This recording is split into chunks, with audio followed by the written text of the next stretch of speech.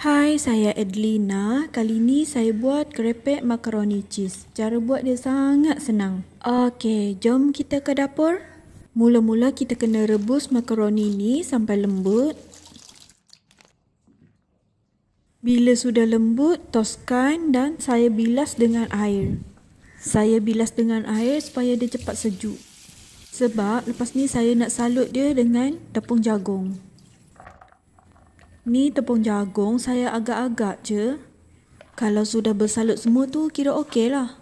Lepas itu panaskan minyak dan goreng. Untuk api saya menggunakan api sederhana, tak besar sangat, tak kecil sangat. Sambil-sambil tu jangan lupa kacau supaya dia masak rata. Bila sudah garing boleh angkat. Lepas itu kita salutlah dengan serbuk cheese. Serbuk cheese yang saya pakai ni saya beli dekat Eko, nama dia Mama. Selepas itu gaul sebati dan boleh makan. Rasa dia memang rangup. Kalau korang suka dengan video saya, jangan lupa follow.